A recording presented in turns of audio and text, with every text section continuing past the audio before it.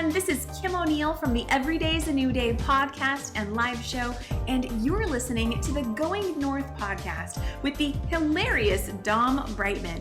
Be sure to subscribe to his show so you don't miss any episodes, and remember, every day is always a new day.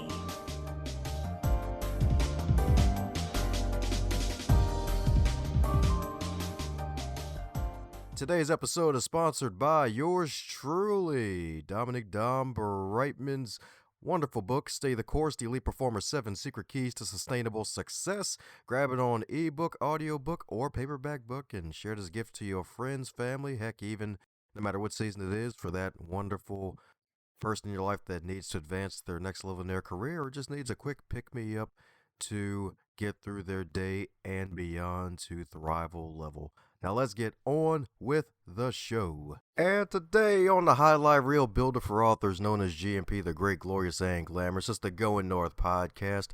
And in the words of one of my favorite video game characters of all time, Big Smoke, it's time to return the favor, baby, because it's a host-to-host special, because my goodness, this lovely lady right here is a superstar, y'all, because she has this awesome, super special, awesome podcast that I was lucky enough to grace to close out 2021, and my goodness, gotta have her on Going North because she is one heck of a wonderful lady. Let me read you a bit about her, because she is a #1 international best-selling author, a speaker, and training for the direct sales industry for over 20 years. You heard that right, folks, 20 years. And after building a successful business with 2 companies, she founded her own called Step Into Success in 1995 and has helped thousands. You heard that right, folks, thousands, probably close to millions at this point, of direct sellers and entrepreneurs. And she's worked with more than 200 different direct sales companies as a consultant and conference speaker that has impacted thousands more through her seminars and training programs. And not only her being the queen of B, she's also the verbiage queen, because her training helps consultants, leaders see the results, including increase in bookings, recruiting, and retention. So let's give it up for the beautiful and elegant Belinda Ellsworth. How you doing today, Belinda? Oh, I'm doing great, Tom. Thanks so much for having me. Glad to be here. Oh yeah, glad to have you here too. My goodness, successful entrepreneur. That's right, one of the women you should know, period, especially when folks are always getting in direct sales one way or another. That is right. And you know what? I have found that it is a industry and a niche industry, but in the last 5 years, as I have really moved more toward the podcast and working with all entrepreneurs, I have found that those same sales strategies and those same principles really go across all types of business. So if you've got a really good, strong base of sales principles and strategies and a good, strong sense of self-discipline with being an entrepreneur, one of the hardest things for entrepreneurs is to be self-employed. It's really learning how to manage their time and stay disciplined and be consistent and be motivated. And so it's really all of those things. And those are all the things that I have taught for, 27 years now. And they cross over into absolutely any industry. Well, yeah, I can say that again, because if I'm not mistaken, growing up, you're actually quite the saleswoman growing up. I actually was. I started in sales very, very young, just doing random things. Funny thing, I think when I first realized I loved selling is my mother never really let me be a Girl Scout. And I was like, I wanted to be a Girl Scout so bad. And she was like, no, you're not signing up to be a Girl Scout. I'm not really sure why, like to this day, what her hesitation was in that. But my best friend, Linda, was a Girl Scout, and man, oh man, and we're in that this year. I've already been getting several emails from people going, do you need some cookies? But man, when it was Girl Scout selling season, I would grab her, and she was shy. I would grab her by the hand and say, girl, we are selling the most cookies of anybody. And so this is going back to like 8 or 9 years old. And she would win every time in our local area of selling the most cookies. And we were ruthless. We just didn't stop asking. I'm not kidding. But the first paid job I think I can recall was having my own paper route. And what's really interesting about that is I have interviewed hundreds of entrepreneurs on my show. And it's interesting that a lot have that in common. They're like, the first thing I ever did was I had a paper route. And I was like, oh my gosh, I did too. I had to fight for mine though. They only had paper boys at that time. I literally had to get petitions from the neighbors that said they would be okay having a girl deliver to their house. When you think about that now, isn't that ridiculous? It just seems crazy town. But yeah, I took that paper route very, very serious, and built some of the same skills. Like I was all about, how can I build my route? How can I get more customers?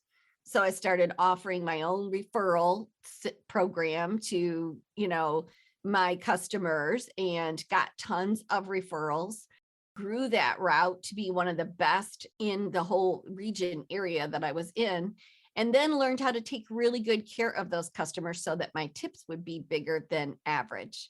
And those are two big skill sets right there that you need for building any business today. Seriously. Oh yeah, definitely right about that. And my goodness, and all this was basically intuitive to you right after a while of just really getting into the paper route and just really doing the whole, I guess, trial by fire in a way. You know what? It was. And that's why I think I was really meant to do exactly what it is that I'm doing, because it just came very, very naturally about how to make people feel special, how to sell in a way that is the benefit for the customer, keep the focused on the benefit instead of describing what your product is. They were things that I couldn't identify them at that time. I've learned how to identify them now to teach, but they were very intuitive. And that is the things that still work today that I was doing back then, because I was only 12 when I had that paper route. And then I would go on and just do random sales. I mean, I sold Christmas cards door to door, which sounds crazy, but did that. And just lots of other little things, but always loved it. Loved it. Loved sales. Oh yeah, that's what I'm talking about. And love sales so much, like you eventually, my goodness, if I'm not mistaken, I think Zig Ziglar became basically one of your biggest role models in sales, right? You know what? I did follow Zig Ziglar a lot. I followed lots of other people. I was a voracious reader.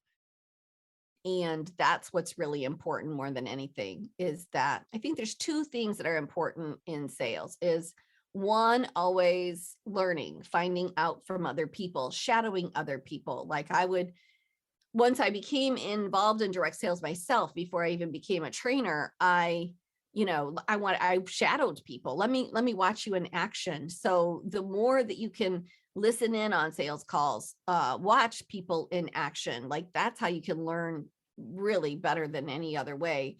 But I also read lots of sales books. I remember The Greatest Salesman in the World. I can't even think who wrote that right now, but man, I loved that book. And he's done a couple of different revisions on that book.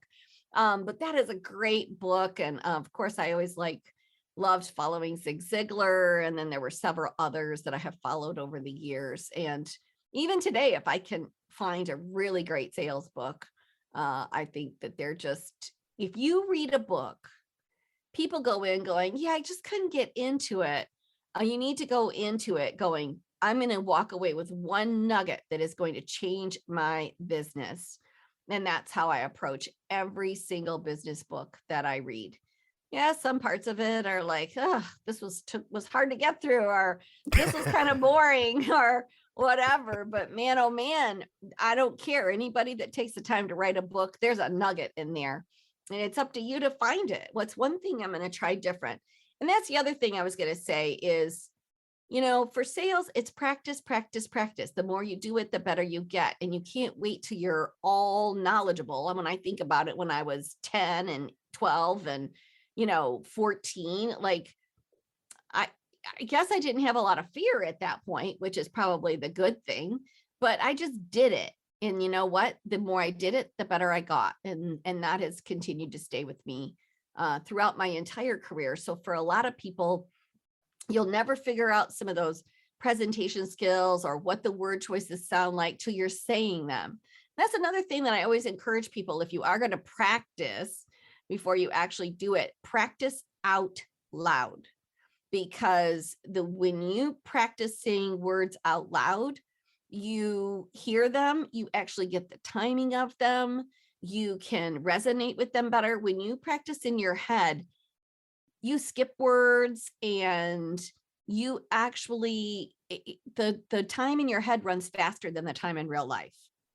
So when you're thinking about trying to plan a speech, for example, I used to practice all my speeches out loud. I still sometimes, when I'm on walks and I want to try out some new material, I get out on the trail and I'm just talking it out, because when you speak in real time, it's different than the time in your head. Yeah, you can say that again. It's like, oh, this sounds good. Put it on paper, read it out. It's like, oh, okay, I was under the influence of nothing. What the heck? Let's throw this out. Absolutely. Oh my goodness, my goodness. Love the fact that you're a voracious reader and love to read books, and heck, even the classic way of just really learning is learning from other people, mimicking them, and eventually making it your own. So my goodness, and speaking of making it your own, if I'm not mistaken, your book, Direct Selling for Dummies, like you actually were sought out to write that book, funny enough.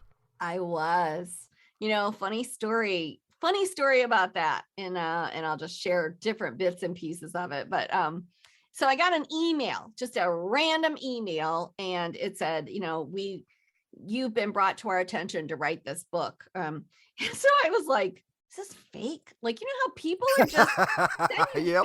fake emails. Like, we want to buy, I've gotten fake ones. Like, we want to buy 1,000 of this product from you. And it's not a real person. So I was like, I said to my husband, is this like really Wiley Publishing reaching out to me? And he said, yeah, it really is. So I was like, okay. So I reached out to them and said, okay. And they said, well, we've identified this industry as a very fast growing industry. And I think that's because people are looking to have their own business of some kind. And direct sales is just really easy to try. It's even a great way, if you ever want to own your own business, try it. That's a great way to sort of try it on. And then you go, oh, I've cut my teeth on this. I've learned some skill sets that I can take to actually operate my own business.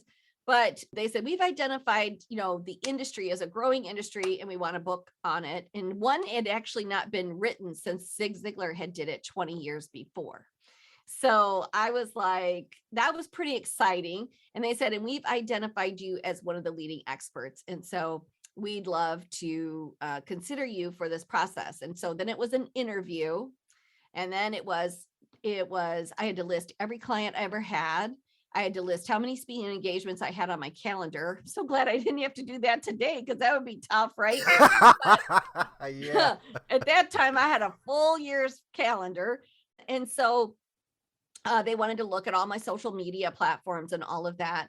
But after a 4-month vetting process, I don't think people understand how serious they are about choosing their authors. I got that book contract. So then we decided, okay, now we're going to really work it and we're really going to market it. And that's what I told them. We're going to be a #1 bestseller. And this is what they said to me. Oh, don't worry about that.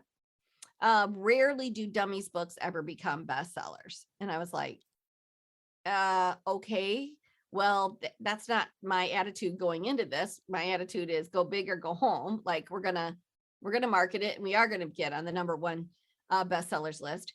And they really fought me on that. Oh, God. Which, why, I do not know. So I said, no, I've got a really big mailing list, and we're going to put some energy behind this. And so finally they fought me so hard on it. I said, look, like, I teach goal setting, and I teach the things you should be doing to market what you want to do if you're going to market something and do it right. And if I don't market this to the degree that I should, then I would be going against everything that I'm teaching inside of the book. Like, hello. So they were like, okay, well, all right.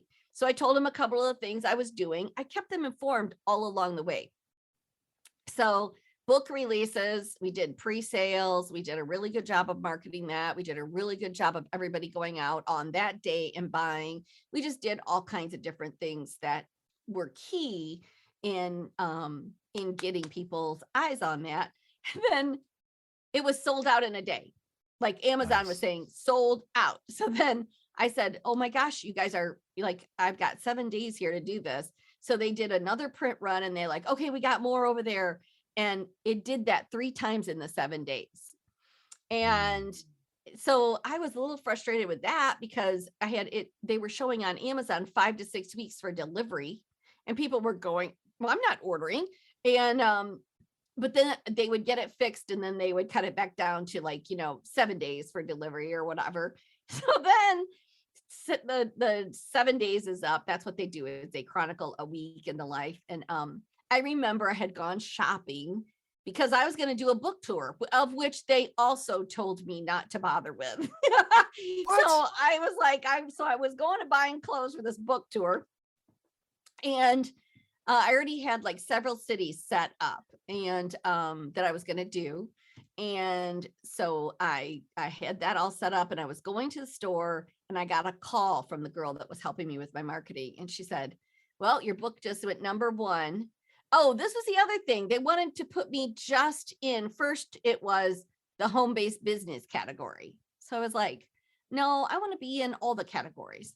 And they were like, well, you'll never compete. Like it's like, you need to compete right where you are with your niche. So then they said, all right, we'll add the entrepreneur category. I'm like, no, I want to be in the business category because this is a business, like, for crying out loud. And so then they put me in all 5 categories, even though they said, we highly recommend that you don't, because now you're going to make your chances of going #1 even less. Like, it's good to be #1 in your lane. So I'm like, okay, whatever, I'll take my chances. So that marketing gal called me and said, you're #1 in all 5 categories, including the business category, which there were some big dogs in there releasing books that week, and in 4 countries. And so it was so thrilling. I still remember how I felt. Like, I was so excited. But the funniest thing was after in 7 days, it sold out 3 times. They had to do another print run. They called me and they said, if you're ever going to market like that again, you need to give us a heads up. Oh my gosh. What the hell? I'm like, I don't know what else in the world you wanted me to tell you. Oh, interesting story there.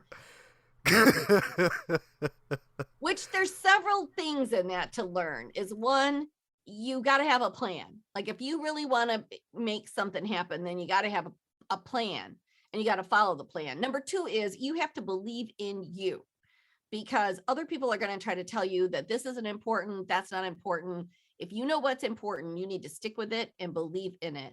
And the other thing is just that you got to apply yourself. Like, it's work ethic. I always talk about like this triangle. I always picture a triangle, and it's like at the top of the triangle is your talents. And yes, you got to have talents. And then, but number 2 is your work ethic. How hard are you willing to work for it? How much are you willing to work for it? The third piece to that triangle, this is in owning in any successful business. The third piece to the triangle is networking. Like, you have to constantly be building your network. And that means like just knowing people, or reaching out to people, or trying to make connections, trying to get introduced through other connections. And so, but in the middle of the triangle is the big, like, draw a circle in the middle of that triangle. And that is your belief factor. Like, how much you believe in yourself. And if people would, like, there's a lot of people I know that are super talented, but they do no networking, and their work ethic is just mediocre. Or I have a lot of people that work really, really hard, but they don't master their craft. They don't become super talented. And mastering your craft is learning all that you can and practicing all that you can, doing it. And I rarely run into people who have all 3 sides of that triangle. And then when they do, the one in the middle is the belief system. And if you get all 4 of those points right, man, you can really achieve anything you want to achieve. And I believe that. Powerful indeed. Powerful indeed. So seek out that triangle, y'all. That's right. Get it on your forehead if you have to. Indeed. That's right. Don't be talented and lazy. That's a sin. That one is for sure. And I see that one more than any other, if you want to know the truth. Yeah. Yeah. I've actually been guilty of that a couple times myself in the past. Yeah. Definitely worked on changing that one. Because that ain't no good for anybody. That's right. Yes, indeed. Yes, indeed. My goodness. I just find it interesting with that powerful, hilarious story of how they sought you out to publish the book Direct Selling for Dummies. Went through the whole 4-month vetting process, saw your speaking schedule, looked at your social media, and was like, all right, we're going to bring you on, but I don't expect to go number one. It's like, wait, what? What was the vetting process for? I think they just really want to have good authors backing their name. I think, but like they're not used to it selling that many, or maybe the people, maybe different categories, they don't have as big a following. I don't know. I'll be really honest with you. That was an interesting piece to the story, but I had to just keep, fighting for what I wanted. And not everybody does that. People will, if somebody said, no, well, you just need to be in this one category. It's like, there's a lot of people that would have just said, okay, but you got to fight for what you really know, that you want, and what's right. And that takes some, takes some tenacity. It takes some belief in yourself for sure. Oh, yeah. That's right, indeed. That's right, indeed. My goodness, my goodness. Oh, and of course, the closing. Mark was like, hey, let us know when you're going to bark it like that again. Like, okay. Sure, I'll let you know on that. That's somebody who doesn't know what the right hand doesn't know what the left hand's doing over there. It's like what I got to say. Yeah. Yeah. I guess that's the, you know what that is a breakdown of communication. And, I teach a lot of different things in leadership, but that is one of the things that if you want to have good relationships, it is almost always will fall down to communication, will be the key piece that keeps an organization going, that keeps people happy at their jobs, keeps relationships with one another happy. Good communication can almost solve absolutely everything.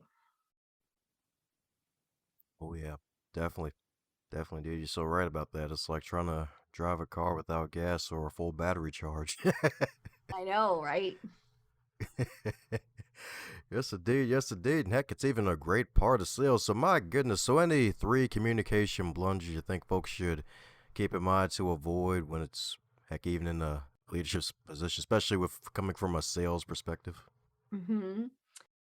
Well, in communication, like I talk about 4 different ways to communicate, but it's like you got to try to understand too, what are you trying to convey in this communication, and then figure out what the best form of that is in today's world. So electronic communication obviously is the most popular in today's world, and that's great for information or something that's going out to a large amount of people. But if you're trying to communicate to coach or inspire or lift someone up, spur someone on, it's going to be better to jump on Zoom. It's going to be better to pick up the phone. I mean, it just is. And then there's written communication, which is going so by the wayside. Happy Mail, that's sort of made a big regular, sending somebody a card or a note or ways to communicate that you appreciate them.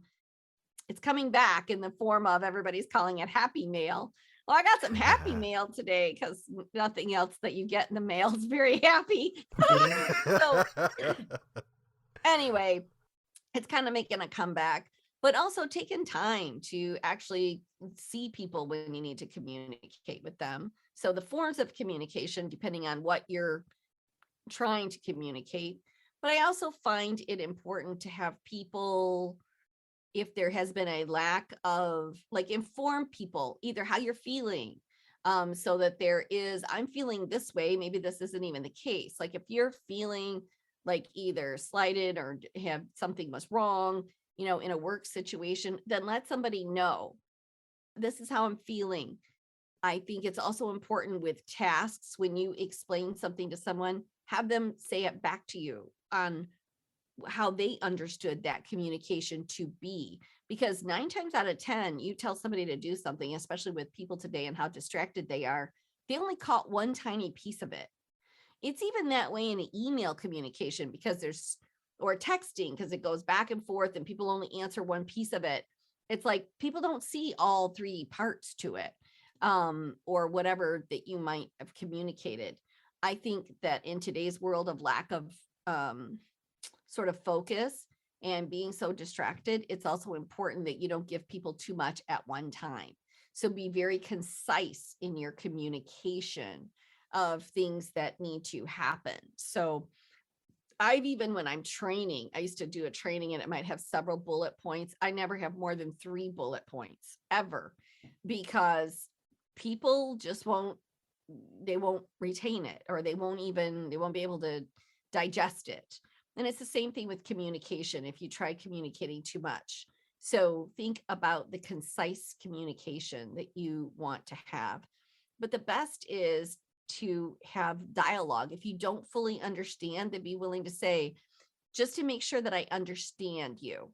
Like if somebody is telling you something and you don't quite get it, don't just say okay because you feel intimidated or whatever. Just so that I understand you, you're saying blah, blah, blah, blah, blah.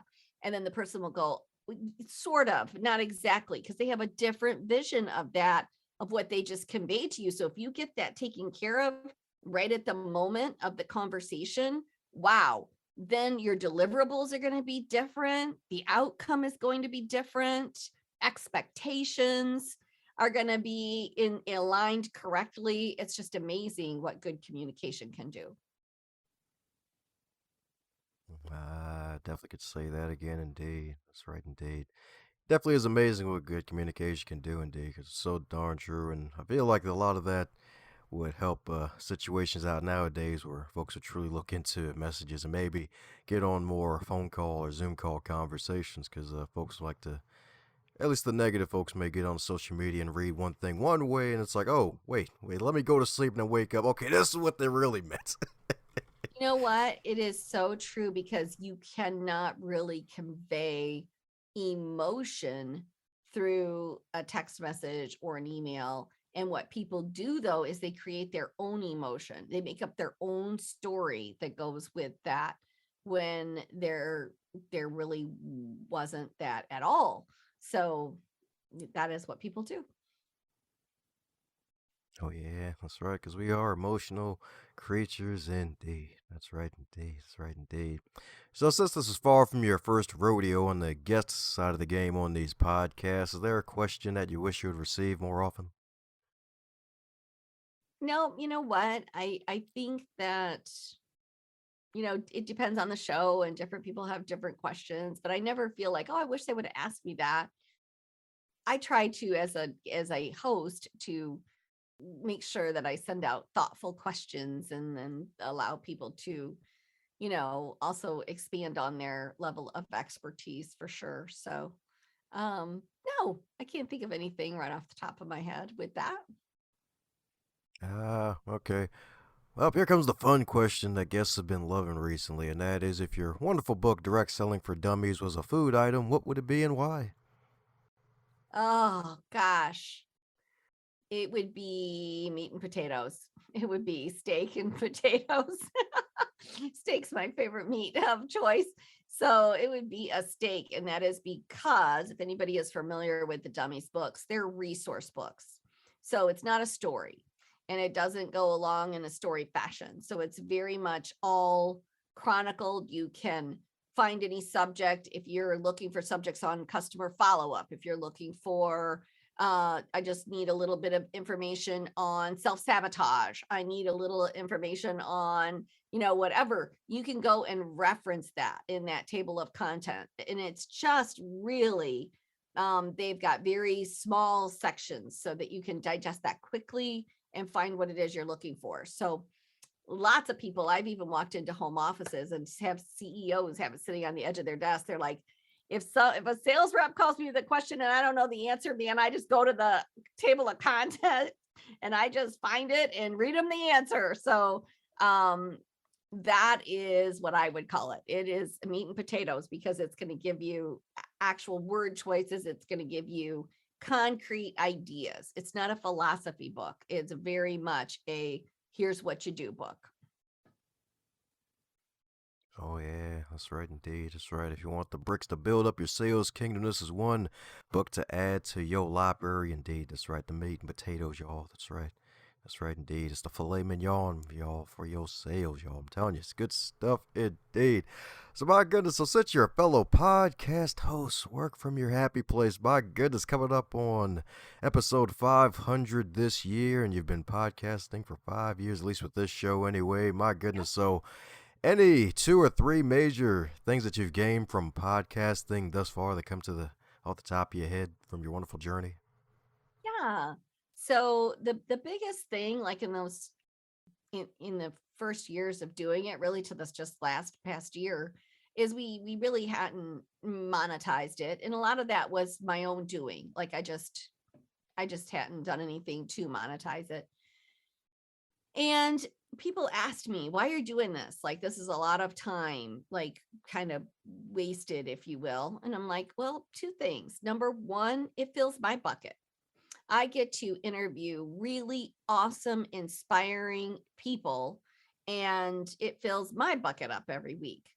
But I also, at the same time, know that it's filling a lot of other people's buckets up. So I would encourage people, if they want to start, don't worry so much about how many listeners you have. Do good quality work, because the listeners will come, and it does take time, and you have to be patient, but stop and say, what are you getting out of it too? And I promise you, if you're doing a good job with having some good guests, you will get a lot out of it. And you are delivering something of quality to other people.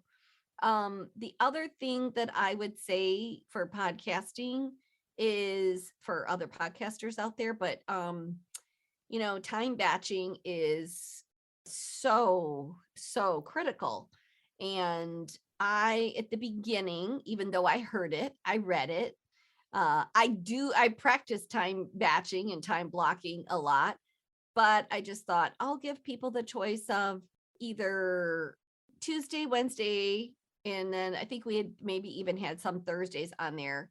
And I was trying to do time batching by saying at 1:00, 1 or 2 o'clock.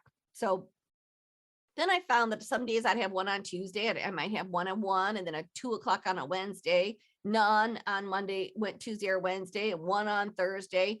And so I never knew what to expect when I got out of bed for the day. And it kind of messed up the rest of my days. And so finally, I just said, this is crazy. Here are the times you can offer people on Tuesday, and that's it. This is the only time they can book, is on Tuesday afternoon, starting at 1 o'clock. So 1, 2, 3 o'clock. And it's, you know what? I found that in all these 500 almost episodes, there's probably only been a handful of people, less than 10 people, that have had to schedule outside of that. And it's usually because they live in Australia or New Zealand or England. It isn't any other reasons. And I just found that when I set my schedule the way I wanted my schedule and not worrying about everybody else's schedule, then I wake up on Tuesday and I know it's podcast day. So I already have a pep in my step. I'm already excited. I can review who I've got coming up for the day. And then on Wednesday and Thursday, I can schedule other things. I don't have to think about it. I don't have to be in that frame of mind. If I'm doing book editing, I don't have to get myself all ready and be upbeat. I can sit there and get my glasses on and just do book editing and work on that. So I just think the more that people can learn to time block, this is for anything, any area of their life. The more consistency you can create, the more time batching that you can do, the more that you know what to expect when your feet hit the ground first thing in the morning of what your day is going to look like, the more productive you are going to be. So. Oh yeah, definitely could say that again. Definitely could say that again, indeed. And you're so right about the schedule setting thing. And it's actually kind of interesting that Tuesdays are your podcasting days because I noticed a lot of folks tend to prefer Tuesdays when it comes to really anything popular. If it's like big names like Joel Osteen, heck, even yourself and others like Tuesdays, folks just love Tuesdays. That seems to be the launch day for. Well, then maybe it's because a lot of people don't like Mondays too. Maybe there's another reason, but yeah, Tuesdays. Yeah. Well, you know what? Monday people are pretty busy. Sometimes you're coming off the weekend, and Tuesdays just seem to be a good day, but it's still early enough in the week to set the pace for your week to really make an impact. Oh yeah, that's right. That's right. Terrific Impact Tuesday, indeed. That's right. Can't make that an acronym. But anyways, my goodness, congratulations in advance on episode 500 because it's coming and it's gonna be huge. I know, you know what it is, because I'm going to start planning it right now. Like it is going to be huge. So we'll have an awesome guest on that day. But I would love your listeners to check it out. It's Work from Your Happy Place. And one of the things that we've been really, really focused on here at Work from Your Happy Place and at Step into Success is gratitude. And it is the one thing, I've always been a skill set trainer and I never put a lot, I put some into it. I'm not going to say none, but I wasn't as big of a personal development girl. You know what I mean? I was really skill sets. I mean, here's what you do this, you get this result. You say this, you get this result. Here's sales strategies. Those are all skill sets. Time management is skill sets. It's, developing habits. And so I had a gentleman on my podcast a couple of years ago, and he said, people that use gratitude journals have a 40% greater chance of achieving their goals. And that grabbed my attention because I teach goal setting a lot. And I was like, wow, really? So I did my own search on gratitude journals, and then it just was huge. And then right around the corner of that, we developed our first one. It was just like a little booklet, and we sold it alongside our planner. And then COVID happened, and it was like, for my own personal self, losing an entire booking schedule in 10 days. Imagine having an entire year booked and then it's gone in like about 10 days. It was scary. It was the first time in probably 20 years I had been really scared of losing my business and not having to let my employees go. And what were we going to do? And the first thing that I did was grabbed out that prototype of the gratitude journal that we were getting ready to go to print. And I was like, I'm just going to write in this every day. Like, I'm going to focus on what is working in my business. What are the things I can put the most energy to? And I have to say that is probably what saved us that year, and then went into us being back up to almost the same amount of sales in 2021 as we were prior to the pandemic. And that says a lot. I mean, because 65 to 70% of my income was generated in live speaking engagements. So to get that back up with still 0 live speaking engagements, I mean, very few. I think I did 2 all of 2021 in the summer. And now we're back to probably, we're right back at it to not having very many this year. So the gratitude journal saved me to the point where we went back to the gratitude journal. It was just a booklet, but we really built it out. And it has got prompts. It has a theme for every month. It's beautifully laid out. It's a flat lay binding so that you can write in it without all of your pages flipping up on you. But our gratitude journal is, I think, one of the better ones out there because of the way that it's leads people. Because a lot of people, even when they start using a gratitude journal, they're like, I don't know what I'm grateful for. And so we have this gratitude group on Facebook of the people that have purchased it.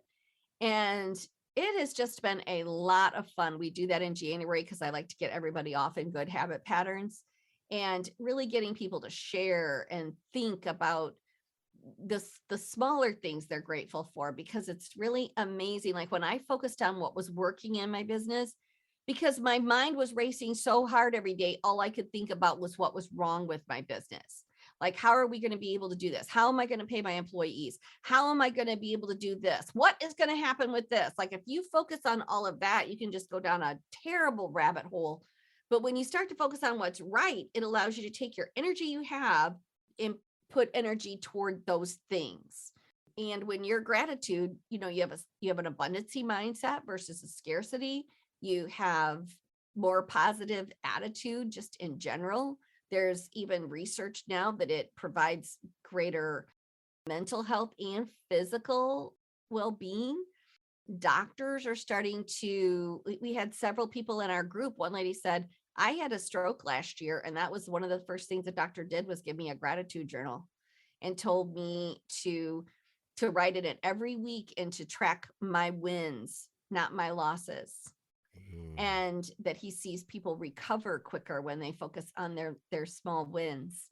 And I just thought that was pretty incredible. So we've been pretty big advocates of using a gratitude journal alongside your planner. And of course, I am a big advocate on having a good planner, a good system. Woohoo! That's right indeed, because she is probably the queen of the planners, y'all, because she's got a whole smorgasbord of goodies, y'all. That's right. That's right indeed. So be sure to pick up some of those planners for your friends and your family, indeed. That's right indeed. That's right indeed. So we're coming down to the magical question that every guest gets to receive, and that is if you're to wake up tomorrow and you're 25 again, but you're still in 2022 with all of your knowledge and experience, what advice would you give to yourself? Oh gosh. Learn more. If you're starting to be really good at something, don't get stuck at just doing the same thing. Like, keep expanding, keep learning more, network with more people. I did a pretty good job of that, but there were times where, advice that I got when I first started my business was, you're in a niche business, stay in your lane, focus on that, and be really, really good at that one thing instead of trying to be good at everything. And that was good advice. I'm not going to say that it wasn't, because I would say to people too, like, don't try to be everything to everyone. But I took that so serious that I could have expanded my lane. I could have learned to play in the sandbox with other, I don't look at anybody today as a competitor. I look at them as a collaborator. And I would say when I was 25, I very much looked at people that did what I did as competition. And so I don't know that I played in the sandbox as well as I could have. And just know that there isn't anything that you really can't do if you put your mind to it. Like, and I believed that then when I was 25 years old. I would just tell myself now, gosh, learn more, collaborate more, continue to master your craft. Everything that I talked about in the triangle, it's like, just do more of it and don't get complacent. That's what I would say. Rock solid indeed, if not boulder solid indeed. That's right indeed. That's right. Learn more, collaborate more, y'all. That's right. You'll get more things done. You'll learn a lot quicker. Heck, you'll advance a lot quicker indeed. That's right indeed. That's right indeed. Because heck, that even led to me being able to guest on Belinda's show, being able to connect to wonderful websites to put up myself out there, and heck, even having a podcast, inviting her back on. So cross-pollination. That's right. Spreading the good word of the BE, the Belinda Ellsworth. That's right indeed. So for those who want to keep in contact with you, heck, maybe even have a virtual event and have you on as their speaker since this COVID hasn't reached full hibernation permanently yet, what's the best way for folks to do so? They can go to our website. We have two. So they can go to stepintosuccess.com, which has got all of different information on there. But we also have a workfromyourhappyplace.com. And that has about our podcast. If they're looking to be a guest on the podcast, or they would like to have me as a guest, they can go there. We also have the gratitude journal and the planner for sale there, but all of my other products in sales, anything to do with sort of direct sales, is over at our Step Into Success site. They can reach me on LinkedIn. I'm on Facebook. I'm on Instagram. Probably Facebook is our biggest platform. And that is that is it. But if they want to connect with us, we've got a couple different newsletters that we send out, really great articles and training, and they can sign up for that newsletter at Work From Your Happy Place as well. Woohoo!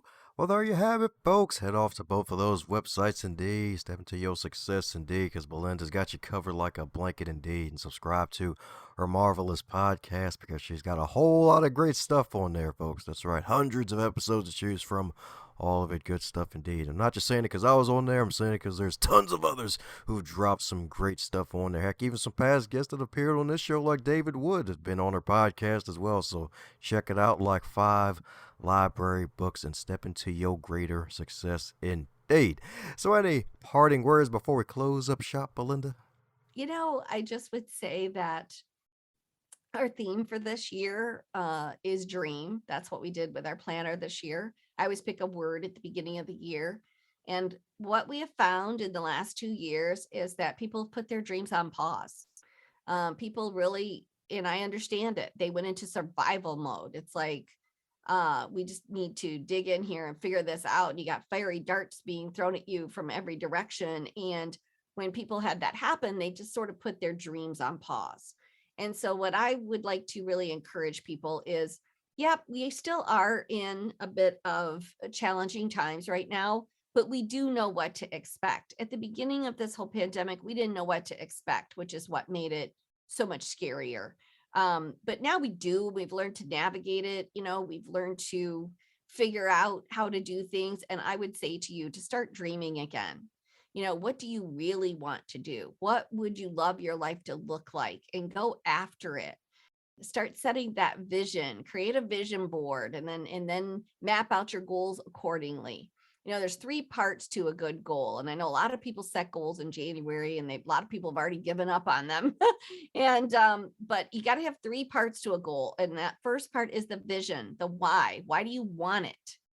If you just set a goal without a purpose, you'll give up on it because you haven't really identified with the why of it. What's the purpose? If I were to do this goal, what would that mean to me? What would it look like? Like, start dreaming about what kind of impact that would have on your life. Then set your goals accordingly. And the goal is the actual task. Like, for example, I'll give people an example. Let's pretend that you really want to build maybe an outdoor living space in your home. You're like, that would just be so nice to be able to entertain people outside. It would be so nice to be able to do this. So you figure out how much that's going to be. And you're like, okay, well, that's what I want to do. So there's my dream. I create a vision board around that. I start figuring out what it's going to take. Now I need to figure out how to make that money. So like, if you're in sales, how much do you need to sell every month, depending on what you're going to make? So I'm just throwing this number out there, but what if you needed to sell $5,000 every month? Well, the third piece to the goal is you have to have a plan.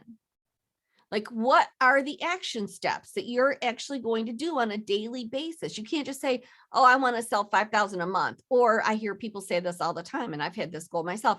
I want to, especially if you want to have $1 million business, I want to sell $100,000 a month.